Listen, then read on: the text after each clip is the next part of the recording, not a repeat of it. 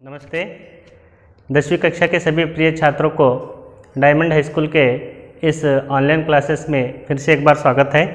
आज हम एक नए पाठ के साथ कक्षा की आरंभ करेंगे। आज का आपका नया पाठ है पाठ 3। अध्याय का नाम है गिल्लू। अध्याय का नाम क्या है बच्चों? गिल्लू। एक रेखा चित्र है। क्या है ये? रेखा चित्र है। आप ध्यान दे होंगे, मैंने सभी चैप्टर में से ब्रैकेट में डाला हुआ है। इसका 1 अंक के लिए आपको आने की संभावना रहती है। ध्यान दीजिए, जैसे कि पहला पाठ मातृभूमि, ये कविता बनती है। दूसरा पाठ कश्मीरी सेब, ये कहानी बनती है। उसी प्रकार तीसरा पाठ गिल्लू रेखा चित्र बनती है। तो आपको एग्जाम में, परीक्षा में 1 अंक के लिए पूछने की संभावना रहती है। उदाहरण के लिए मातृभूमि कविता बनती है तो गिल्लू डैश बोलकर आपको प्रश्न दिया जाएगा, तो तब आपको उत्तर क्या देना पड़ेगा? गिल्लू रेखा चित्र बनता है। तो हम जानेंगे रेखा चित्र किसे कहते हैं। आपने संकलित देखा होगा, कहानी देखा होगा, कविता देखी होगी। ये रेखा चित्र क्या है सर? तो आपको समझ में आना चाहिए। रेखा चित्र ये अंग्रेजी का शब्द है जिसे स्केच कहा जाता है। स्केच जो हिंदी रूपांतर, उसे हम क्या कहते हैं? रेखा चित्र। रेखा चित्र किसे कहते हैं? जैसे स्केच द्वारा, रेखाओं के द्वारा किसी व्यक्ति, प्राणी, वस्तु की समग्र माहिती चित्र के द्वारा दी जाती है, उसी प्रकार रेखा चित्र में शब्द रेखा के साथ, शब्द रेखाओं के साथ किसी व्यक्ति, प्राणी, वस्तु की समग्र जीवन और व्यक्तित्व का समग्र परिचय देना ही रेखा चित्र होता है। बच्चों, आपको समझ में आना चाहिए। आगे चलते हैं। इस पाठ के लेखिका का नाम है महादेवी वर्मा, जो हिंदी साहित्य में अग्रगण्य पर आने वाली महिला लेखिकी, जिनका नाम क्या है? महादेवी वर्मा। अब गिल्लू को कन्नड़ में, मैंने यहाँ पर चित्र निकाला है, आपके पुस्तक में भी चित्र है। देखिए, इस प्रकार गिल्लू का चित्र है, जो एक प्राणी है। उसे कन्नड़ में क्या कहते हैं बच्चों? अड़ीलू। आपने देखा होगा कहीं भी पेड़ पर, आपके घर के आजू बाजू पेड़ों पर ये आपको देखने को मिलेंगे। उसे हिंदी में क्या कहते हैं? गिलहरी। कन्नड़ में क्या कहते हैं? अड़ीलू। तो ये आपको 3 से 4 अंक के लिए आने की संभावना रहती है। तो चलिए पाठ की ओर चलते हैं। सबसे पहले हम देखेंगे पाठ का आशय, लेखिका परिचय, कठिन शब्दार्थ और पाठ का सारांश। इन 4 बिंदुओं में हम इस पाठ को पूर्ण करेंगे। तो सबसे पहला बिंदु कौन सा है बच्चों? इस पाठ का विशेषता या आशय या सीख। जैसे मैंने पहले बताया आपको, कभी भी आपको प्रश्न आ सकता है कि गिल्लू पाठ से आपको क्या सीख मिलता है, तो यहाँ पर आपको इन बिंदुओं को समझना जरूरी है। सबसे पहले बिंदु क्या है? गिल्लू पाठ से स्नेह भाव तथा प्राणी दया की सीख मिलती है। सभी अपने अपने किताब निकाल लीजिए, उसमें भी आशय दिया है। तो आप यहाँ पर किताब के साथ और मेरे विवरण के साथ पढ़ाई करेंगे। तो गिल्लू पाठ से स्नेह भाव तथा प्राणी दया की सीख मिलती है। गिल्लू एक प्राणी का नाम है जो महादेवी वर्मा के घर में 2 वर्ष तक उसके साथ रहता है, और उसके साथ रहने के बाद दोनों के स्नेह भाव को इस पाठ में दर्शाया गया है। तो हम भी हमारे घर में कोई जानवर पालते हैं, कुत्ते, बिल्लियाँ या पशु पक्षी पालते हैं, तो उनसे हमसे लगाव हो जाता है। लगाव होने के बाद वो हमसे बिछड़ जाते हैं, तो हमें उनमें दुख प्रकट होता है। तो ऐसे दुख में उनके दोनों के स्नेह भाव को, प्राणी दया के बारे में यहाँ पर सीख देने वाला पाठ कौन सा है? गिल्लू, जिसे महादेवी वर्मा ने लिखा है। यहाँ पर तुलसीदास का एक दोहा याद आता है मुझे। दया धर्म का मूल है, पाप मूल अभिमान, तुलसी दया न छाड़िए जब लग घट में प्राण। तो तुलसीदास यहाँ पर एक दोहे के द्वारा बता रहे, मनुष्य को दया धर्म का मूल है, पाप का मूल क्या है बच्चों? अभिमान है। मनुष्य में अभिमान कभी भी नहीं रहना चाहिए, दया की भावना रहनी चाहिए। वो चाहे व्यक्ति के लिए हो या प्राणी के लिए हो या और किसी के लिए हो, मनुष्य में दया, करुणा, प्रेम, स्नेह भाव रहना चाहिए। कभी भी अभिमान नहीं करना चाहिए। तो हमारे शरीर में जब तक प्राण है, हम दयामयी बने रहना चाहिए। ऐसा एक दोहे का ये सारांश है। तो हमें पशु पक्षियों पर भी दया रखनी चाहिए। ऐसी सीख किस पाठ से मिलती है हमें? इस गिल्लू पाठ से हमें मिलती है। आगे देखते हैं। पशु पक्षियों के स्वभाव और उनके जीवन शैली का परिचय होता है। अब इंसान के जीवन के बारे में हम बहुत कुछ जानते हैं। कुछ ऐसे पशु पक्षियाँ होते हैं उसके बारे में हम नहीं जानते, तो उनके बारे में, गिल्लू के जीवन के बारे में समग्र चित्रण रेखा चित्र द्वारा हमें महादेव वर्मा जी उसके 2 साल के विवरण को यहाँ पर, उसके जीवन शैली को समग्र परिचय यहाँ पर हमें दे रहे हैं, हमें और आपको यहाँ पर दे रहे हैं कि उस पशु के या उस प्राणी की जीवन शैली कैसे होती है, वो कैसे खाना खाते हैं, किस तरह से रहते हैं, उनके जीवन शैली का किस तरह से हमें सीख मिलती है। तो हमें दूसरे में पशु या पक्षियों के स्वभाव और उनके जीवन शैली का परिचय इस पाठ द्वारा हम सीख सकते हैं। आगे चलकर गिल्लू के प्रति महादेव वर्मा जी की ममता का वर्णन भी परिचय होता है। तो महादेव वर्मा गिल्लू के प्रति अपने एक माँ की तरह प्यार करने का वर्णन भी इस पाठ से हमें मिलता है। तो आपको यहाँ पर समझ में आना चाहिए कि गिल्लू पाठ से हमें क्या सीख मिलती है। गिल्लू पाठ से हमें प्राणी दया की और स्नेह भाव की सीख मिलती है। उसके अलावा पशु पक्षियों के जीवन शैलियों के बारे में, उनके जीवन के रखरखाव के बारे में, उनके जीवन शैली के खान पान के बारे में सभी का परिचय इस पाठ से मिलता है। इसके अलावा गिल्लू और महादेव वर्मा के ममता का, स्नेह भाव का भी परिचय हम इस पाठ से लेते हैं। इस प्रकार से आपको यहाँ पर लिखने आना चाहिए बच्चों। इस प्रकार से हम इस पाठ से इसका आशय जान सकते हैं। चलो बच्चों, दूसरे बिंदु पर हम देखेंगे लेखिका परिचय। गिल्लू पाठ की लेखिका कौन है? महादेव वर्मा। उनका परिचय हम पूरा परिचय यहाँ पर प्राप्त करते हैं। जैसे मैंने हर चैप्टर में आपको पॉइंट वाइज उनके जीवन परिचय का मैंने बताया है, उसी प्रकार आपको ये जीवन परिचय लिखने आना चाहिए। सबसे पहले हम क्या लेंगे? नाम। नाम क्या है गिल्लू पाठ के लेखिका का? महादेव वर्मा। यहाँ पर मैंने ब्रैकेट में क्या लिखा है? आधुनिक मीरा। महादेव वर्मा को आधुनिक मीरा नाम का एक उपाधि प्राप्त है। मीरा कौन है? यो मध्यकालीन भारत में आने वाली एक महिला संत है जो श्री कृष्ण परमात्मा की परम भक्त रहती है। उन्हीं का नाम आधुनिक मीरा जो किसे कहा जाता है? आपको प्रश्न आ सकता है, आधुनिक मीरा किसे कहा जाता है? आधुनिक मीरा महादेवी वर्मा जी को कहा जाता है।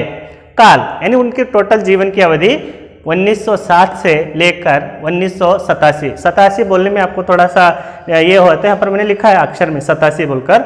1907 से लेकर 1987 तक उनका जीवन का पूर्ण अवधि है।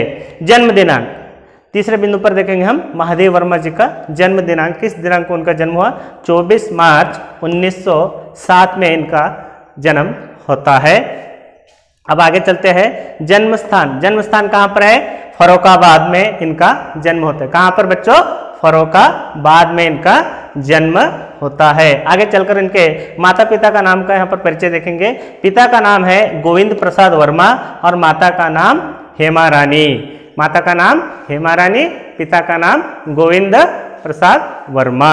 आगे चलते हैं, यहाँ पर छठे बिंदु पर चलते हैं। यहाँ पर उनकी शिक्षा यानी उनका एजुकेशन कहाँ पर हुआ है? शिक्षा यानी एमए की डिग्री प्राप्त की है उन्होंने। किस विषय में? एमए की डिग्री संस्कृत में उन्होंने प्राप्त की है। कौन? महादेवी वर्मा जी। आगे चलते हैं प्रमुख रचनाएं। उनके प्रमुख रचनाओं के बारे में यहाँ पर मैंने लिखा है। यामा, सांध्या गीत, दीपशिखा, नीरजा, निहार आदि और कुछ रचनाएं हैं, आप बुक में देख सकते हैं। तो मैंने यहाँ पर प्रमुख रचनाओं को यहाँ लिखा है। यमा, संध्या गीत, दीपशिखा, नीरजा, निहार आदि इनके प्रमुख रचनाओं में आते हैं। अब इनको पुरस्कार कौन कौन से मिले हैं? महादेव वर्मा को पुरस्कार देखेंगे। पुरस्कार क्षेत्रीय पुरस्कार, मंगल प्रसाद पुरस्कार, दिव्य वेदी पदक, ये अनेक पुरस्कार महादेव वर्मा के जीवन में प्राप्त होते हैं। इसके अलावा एक प्रमुख पुरस्कार है जो हिंदी साहित्य की ओर से भारत सरकार की ओर से दिया जाता है, उसका नाम है ज्ञानपीठ पुरस्कार। बच्चों, ज्ञानपीठ पुरस्कार के बारे में आप जानते होंगे। जैसे कि कन्नड़ में हमें कन्नड़ा भाषा में अब तक 8 ज्ञानपीठ पुरस्कार मिले हैं, मालूम है ना आपको? तो उसी प्रकार हिंदी में अब तक 11 ज्ञानपीठ पुरस्कार प्राप्त हो चुके हैं, जिसमें पहली महिला का ज्ञानपीठ पुरस्कार यानी महादेव वर्मा जी को मिला है। पहली महिला कौन है ज्ञानपीठ पुरस्कार पाने वाली हिंदी भाषा में? महादेव वर्मा जी है। थोड़ा सा मैं ज्ञानपीठ पुरस्कार के बारे में विवरण देना चाहता हूँ।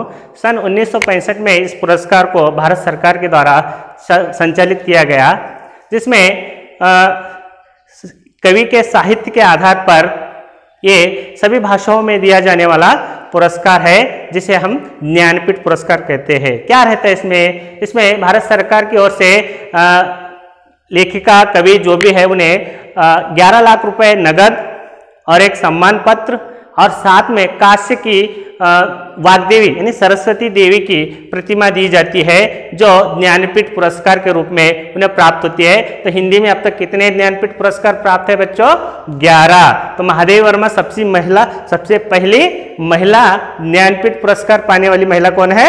महादेवी वर्मा। उनके किस रचना के लिए उन्हें ज्ञानपीठ पुरस्कार मिला है? यहाँ पर देखेंगे यामा एक रचना के लिए उन्हें 1982, यहाँ पर लिखा है मैंने 1982 में इनको ज्ञानपीठ पुरस्कार भारत सरकार की ओर से दिया जाता है। किस रचना के लिए?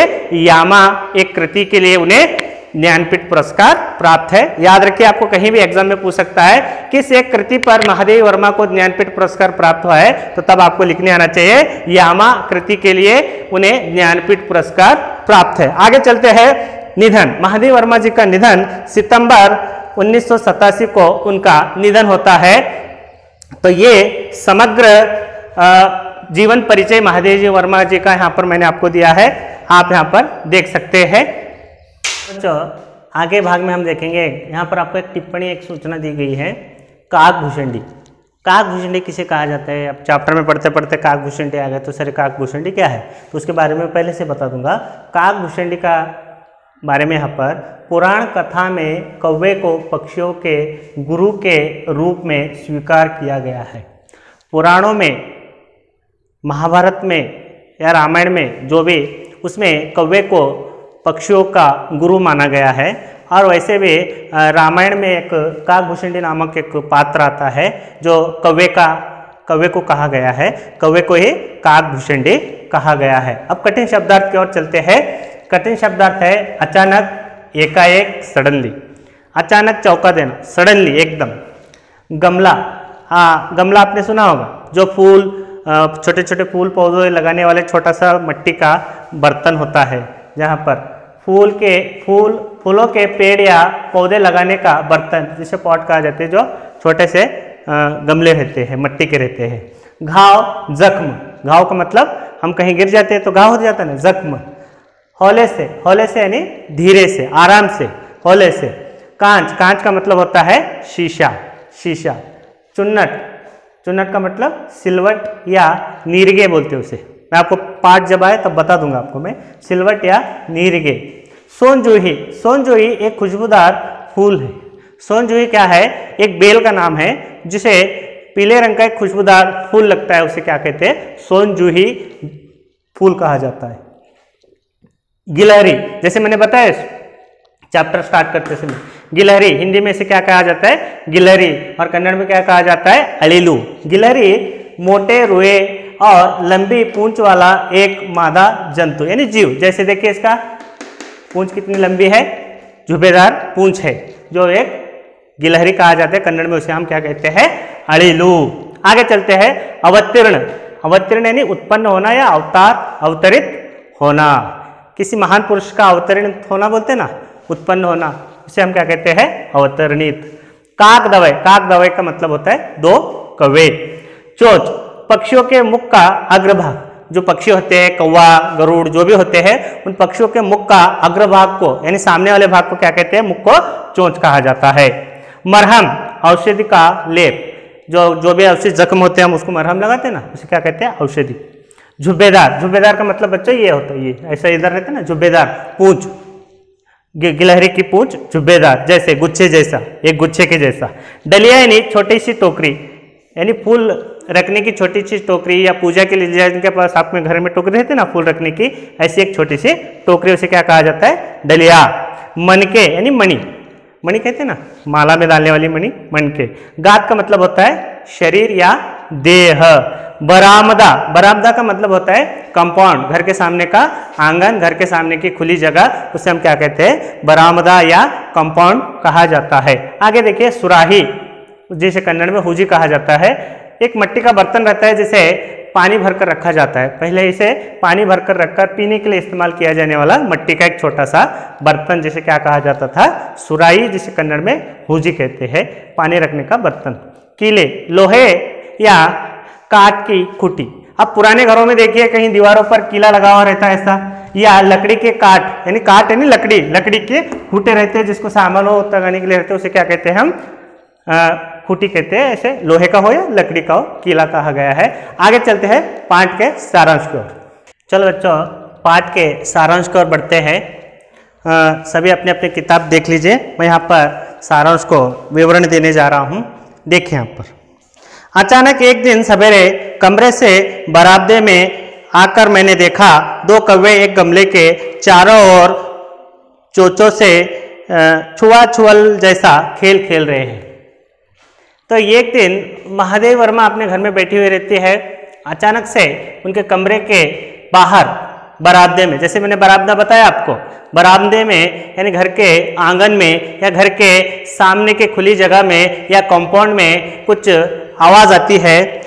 2 कौवे वहां पर छुआ-छुअल वाला यानी जैसे अब छोटे बच्चे खेलते ना, छुपा छुपी खेल, कंडा मुचाले खेल, वैसा खेल 2 कौवे एक गमले के चारों ओर खेल रहे हैं। कहाँ पर? एक गमले के चारों ओर खेल रहे हैं। बरामदा मालूम होगा आपको, घर के सामने का भाग या घर का कंपाउंड में का खुला भाग, उसे क्या कहते हैं हम? बरामदा। जहां पर 2 कौवे छुपा छुपी का खेल खेल रहे। कहां पर? एक गमले के पास। गमला मैंने आपको बताया, गमला किसे कहते हैं? फूल या पेड़ पौधे लगाने का एक छोटा सा मिट्टी का बर्तन, जिसे क्या कहते हैं हम? गमला। उस गमले के आजू बाजू यहाँ पर कौवे छुआ-छुअल वाला खेल खेल रहे थे। काक भुषंडी भी विचित्र पक्षी है, एक साथ समाधारित, अनाधारित, अति सम्मानित, अति अवमानित। यहाँ पर पढ़ने के बाद आपको समझ में नहीं आया होगा कि काक भुषंडी मैंने आपको पहले ही बता दिया टिप्पणी में। काक भुषंडी यानी पुराणों में पक्षियों के गुरु को काक भुषंडी कहा गया है, यानी कौवे का एक दूसरा नाम क्या है? काक भुषंडी।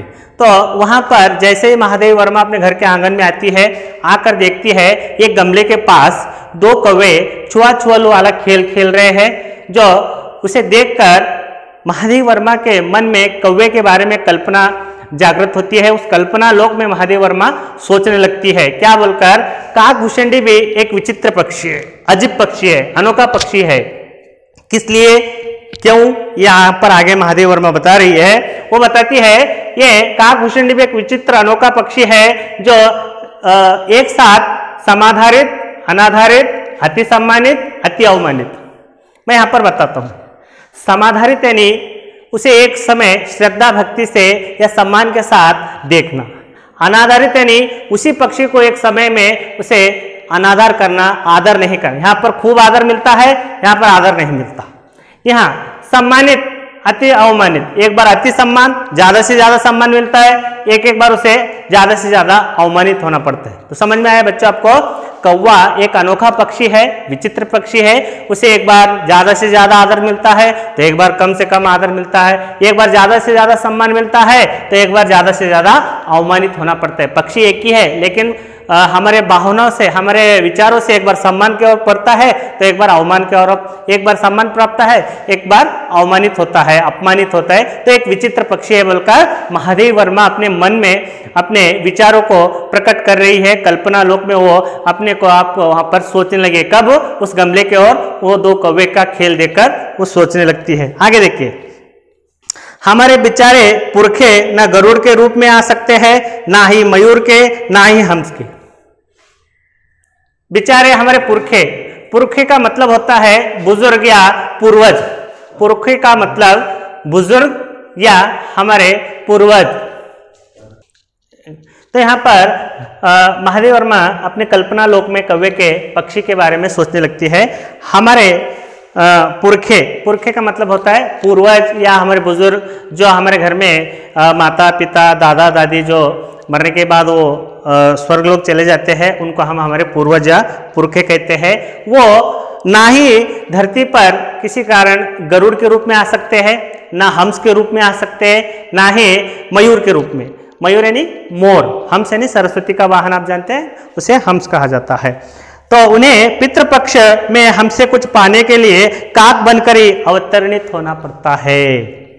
वो कह रही है हमारे पुरखे, हमारे पूर्वज हमसे जो बिछड़ गए हैं, वो लोग जब पितृपक्ष में अगर हमसे कुछ पाने की आशा रखते हैं, कुछ आशा रखते हैं, तो वो ना हंस के रूप में आते हैं, ना ही गरुड़ के रूप में आते हैं, ना ही मयूर के रूप में आते हैं। उन्हें धरती पर काक बनकर यानी कौवा बनकर ही अवतीर्ण का मतलब प्रकट, उत्पन्न, अवतरित होना पड़ता है। देखिए आगे देखिए क्या कहते हैं।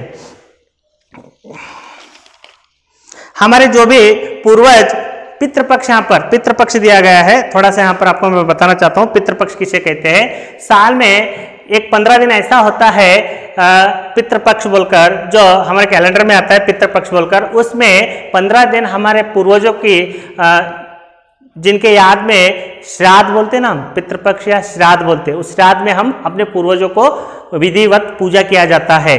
वहाँ पर पितरों को याद किया जाता है, पितरों को पूजा किया जाता है, जो हमसे बिछड़ चुके हैं, इस दुनिया में नहीं है, वो स्वर्ग में है। उन लोगों को हर साल एक 15 दिन के लिए पितृपक्ष या श्राद्ध का महीना बोलते हैं, वहाँ पर उनके लिए याद कर जो जो उनके पसंदीदा खाना होता है बनाकर उस पितृपक्ष के दिन ऊपर छत पर रखकर उस कौवे को बुलाकर खिलाया जाता है। उसे श्राद्ध कहा जाता है या उसे पिंडदान भी कहा जाता है, जिसे अपने पूर्वजों के प्रति करने वाले पूजा को क्या कहते हैं, पितृपक्ष के महीने में करने वाला श्राद्ध कहा जाता है। उनके मोक्ष के लिए, उनके तृप्ति के लिए, अगर वो हमसे कुछ पाना चाहते हैं तो क्या बनकर धरती पर अवतरित होते हैं, काक बनकर ही अवतरित होना पड़ता है। तो यहाँ पर महादेव वर्मा का कहने का तात्पर्य है कि इस काक भूषण यानी कौवे को एक बार सम्मान दिया जाता है। कब सम्मान दे रहे हैं हम, जब हमारे पूर्वज हमारे लिए पितृपक्ष में आते हैं तो उस कौवे को हम श्रद्धा भक्ति से पूजा कर उसे खाना देने के लिए हम उसका इंतजार करते हैं। तो यहाँ पर सम्मानित हुआ या नहीं, एक बार उसका इंतजार कर रहे हैं हम, उसकी पूजा कर रहे हैं, तो यहाँ पर वो समाधारित हुआ, सम्मानित हुआ। आगे कहते देखिए, इतना ही नहीं हमारे दूरस्थ प्रियजनों को भी अपने आने का मधुर संदेश इनके कर्कश स्वर में ही देना पड़ता है। अब सुबह सुबह घर में हम बैठे हो तो एक पेड़ के ऊपर या छत के ऊपर कौवा काव काव करे तो घर में ये डिस्कस होता है, सुबह सुबह ये कौवा आवाज कर रहा है तो हमारे कोई तो प्रिय रिश्तेदार हमारे घर में आने की संभावना है, उसका संदेश कौवा हमें दे रहा है। तो ये भी एक सम्मान की बात हो गई। एक तो पितृपक्ष में उसकी पूजा कर रहे, वो भी सम्मानित बात है, और एक हमारे प्रियजनों को आने का संदेश कौवा अपने मधुर स्वर में काव काव कर वो एक संदेश दे रहा है कि हमारे घर में आज कोई मेहमान आने वाला है, हमारा कोई दूर दराज यानी दूर के रिश्तेदार प्रियजन हमारे घर आ रहे हैं, उनका आगमन हो रहा है। उसका संदेश कौन दे रहा है, कौवा। ये दो जगह पर हम उसको सम्मानित कर रहे हैं। तो अवमानित कैसे होता है, यहाँ पर देखिए कौवे को ही, और इसके आवाज में ही हम, इसके स्वर से ही हम जान लेते हैं कि उसको कोई मेहमान हमारे घर में आ रहा है। दूसरे ओर हम कौवे को कौवा और काव काव करने को अवमानना के अर्थ में ही प्रयुक्त करते हैं। अब कोई इंसान ज्यादा बात करता है, पटर पटर पटर पटर बात करते रहता है, उसको बोलते हैं क्या कौवे की तरह बात कर रहे है, बोलते हैं ना। कौवे की आवाज कर्कश आवाज होती है, कोयल की आवाज मधुर होती है, कोयल की आवाज सुनने को दिल करता है, कौवे की आवाज कान बंद कर लेते हैं। तो यहाँ पर एक अवमानित दृष्टि से उसकी आवाज को हम अवमानित दृष्टि से देखते हैं। वही जो भी बात कर रहे हैं तो उसके कौवे के जैसा क्या चिल्ला रहे बोलते हैं, वो भी एक अवमानित दृष्टि से कौवे को हम अवमानित करते हैं। तो एक जगह सम्मान मिल रहा है, एक जगह अवमान हो रहा है, एक जगह ज्यादा सम्मान मिल रहा है, एक जगह कम सम्मान मिल रहा है या अपमान हो रहा है। आपको समझ में आया बेटा। इस समय ये काकभूषण देवी विचित्र पक्षी है बोलकर लेखिका क्यों कह रही है, ये अपने विचार में सोच रही है कि कौवे को सम्मान का स्थान भी मिला है और अपमानित का भी स्थान मिल रहा है, तो दोनों भी यहाँ पर दिया जा रहा है। आगे देखिए क्या कहते हैं महादेव वर्मा, मेरे काक पुराण के विवेचना में अचानक बाधा आ पड़ी, क्योंकि गमले के और दीवार के संधि में छिपे एक छोटे से जीव पर मेरी दृष्टि रुक गई। तो ये सब सोच रही थी महादेवी वर्मा, जैसे घर के बाहर आती है आकर वो कौवे का छुपा छुपी का खेल देखती है तो कल्पना लोक में चली जाती है। विचार करते करते करते यहाँ तक कौवा एक बार सम्मानित भी है, अवमानित भी है। सोचने के बाद अचानक उनके विवेचना शक्ति में, ध्यान में जो आलोचना कर रही थी उसमें अचानक बाधा आ पड़ती है। बाधा का मतलब रुकावट आ पड़ती है। तो देखती है कि उस गमले के दीवार के बीच में, ये दीवार है, ये गमला है, इसके बीच में क्या देखती है, बीच में संधि में यानी उसके मध्य भाग में, दीवार और गमले के मध्य भाग में संधि में एक क्या है, एक छोटा सा जीव छुपा है, पड़ा है। उस पर दृष्टि यानी नजर या निगाह किनकी पड़ती है, महादेव वर्मा के इस जीव पर यानी इस गिलहरी के ऊपर उनकी निगाह पड़ती है। आगे देखिए, निकट जाकर देखा गिलहरी का एक छोटा सा बच्चा है जो संभवतः घोंसले से गिर पड़ा है और वह अब कौवे जिसे सुलभ आहार बनाना चाहते हैं, सुलभ आहार खोज रहे हैं। जब महादेव वर्मा का ध्यान टूट जाता है तो आकर देखती है दीवार और गमले के संधि में यानी बीच में, संधि में मतलब बीच में एक जीव पड़ा है, एक छोटा सा जीव पड़ा है। नजदीक आकर देखा, नजदीक आकर देखने के बाद गिलहरी का एक छोटा सा बच्चा यहाँ पर गमले के और दीवार के संधि में पड़ा है। कौवे जिसे सुलभ आहार बनाना चाहते हैं। संभवतः का मतलब होता है बच्चों यहाँ पर मुमकिन है या हो सकता है या शायद बोलते ना आप, उसका अर्थ देता है। घोंसला यानी उसका घर, जो कौवे का घोंसला रहता है या चिड़िया का घोंसला रहता है या गिलहरी का एक घर होगा, उससे संभवतः वो पेड़ से यहाँ पर आकर बच्चा गिर गया होगा। तो उसके बाद वो कहते हैं जिसे कौवे जो चारों ओर खेल रहे थे ना, छुआ छुआ वाला जैसा खेल, छुपा छुपी का खेल खेल रहे थे ना, अब महादेव वर्मा को समझ में आया कि उस गिलहरी के बच्चे को कौवे सुलभ आहार का मतलब बिना आसानी से मिलने वाला आहार जिसे सुलभ आहार कहा जाता है, वो कौवे उस सुलभ आहार को ढूंढ रहे थे, खोज रहे थे। अगर वो महादेव वर्मा वहां न पहुंचते तो कौवे अपने चोंचों के घावों से उसे मार चुके होते। आगे देखिए क्या कहते हैं, काक दवाई की चोंचों के 2 घाव उस लघु प्राण के लिए बहुत थे, अतः वह निश्चेष्ट सा गमले से चिपका पड़ा था। काक दवाई का मतलब कौवे, काक दवाई का मतलब शब्दार्थ में लिखा है आपको बच्चों, काक दवाई का मतलब होता है 2 कौवे। उनके चोंचों के घाव यानी जख्म, चोंच यानी कौवों का मुख का अग्रभाग जो चोंच होता है उसे चोंच कहा जाता है। घाव का मतलब जख्म, लघु प्राण यानी छोटा सा जीव। अब चींटी छोटा सा जो ऐसा पैर रखे तो मर जाते हैं, छोटा सा जो हाथी बड़ा जो होता है उसमें पैर रखने से मरता है नहीं, तो चींटी जो है छोटा सा जो लघु प्राण है, उसका प्राण कितने रहते हैं, शरीर के जितने उसके छोटे प्राण होते हैं। तो गिलहरी भी छोटा सा बच्चा है, तो 2 कौवे के 2 चोंचों से ही उसका जीव यानी छोटा सा प्राण निकल जाने की संभावना थी। अब वो कैसे अवस्था में पड़ा था गिलहरी का बच्चा, निश्चेष्ट मतलब प्रतिक्रियाहीन, जिसमें कोई क्रिया नहीं थी, जिसमें कोई चेष्टा नहीं थी। यानी हम अगर बोलेंगे तो वह बेहोशी के हालत में वहां पर, निश्चेष्टता के हालत में, प्रतिक्रियाहीन के हालत में वहां पर गमले और दीवार के संधि में कौन पड़ा था, गिलहरी का बच्चा, जिसे कौवे अपना सुलभ आहार ढूंढ रहे थे। आगे देखो, सबने कहा कौवे की चोंच का घाव लगने के बाद यह बच्चा बच नहीं सकता, अतः इसे ऐसे ही रहने दिया जाए। तो महादेव वर्मा ने देखा कि यह परिस्थिति है, थोड़ा सा कौवे उसे चोंच मारे होंगे, तो आजू बाजू में उसके रिश्तेदार, महादेव वर्मा के रिश्तेदार वो आ गए, आसपास के लोग आ गए। आने के बाद देखा कि अब ये गिलहरी के बच्चे को कौवे ने चोंच मारा है तो ये बच नहीं सकता, उसे उसके हालत में छोड़ दिया जाए। कौन कहते हैं, महादेव वर्मा के आसपास के लोग महादेव वर्मा को एक राय देते हैं, एक सूचना देते हैं कि अब ये बचने वाला नहीं है, इसे अतः उसकी ऐसी हालत पर छोड़ दिया जाए बोल देते हैं। परंतु मन नहीं माना, उसे हौले से उठाकर अपने कमरे में लाई, फिर रुई से रक्त पोंछकर घाव पर पेंसिलिन का मरहम लगाया। इतना सब बोलने के बाद भी, उनके प्रियजन बोलने के बाद भी महादेव वर्मा का मन नहीं मानता। क्यों, महादेव वर्मा जीव जगत से संबंधित थे, उनके घर में बहुत से पशु पक्षियां थी, तो महादेव वर्मा ने भी छोटे से जीव को पालने की जिम्मेदारी लेना चाहा। और सबने कहा कि अब एक कौवे का चोंच लगा है, ये बच नहीं पाएगा, फिर भी महादेव वर्मा के मन में उसे बचाने की एक इच्छा हुई और उन्होंने मन नहीं माना। किसका मन नहीं माना, महादेव वर्मा का मन नहीं माना। उसे हौले से मतलब धीरे से, आराम से, धीरे से उठाकर अपने कमरे में लाई। रुई का मतलब होता है कपास, कॉटन जैसे बोलते हैं ना हम, कपास, उससे रक्त यानी उसका जो गिलहरी को घाव हो चुके थे जगह जगह पर, उसको रक्त को कपास से महादेव वर्मा पोंछ देती है। पोंछने के बाद पेनिसिलिन का मरहम, जो एंटीबायोटिक एक दवाई रहती है पेनिसिलिन, उसको उसके ऊपर उस मरहम का लेप उस घाव पर, उस गिलहरी के घाव पर महादेव वर्मा मरहम लगाती है। आगे देखिए क्या होता है। कई घंटे के उपचार के उपरांत उसके मुंह में एक बूंद पानी टपकाया जा सका।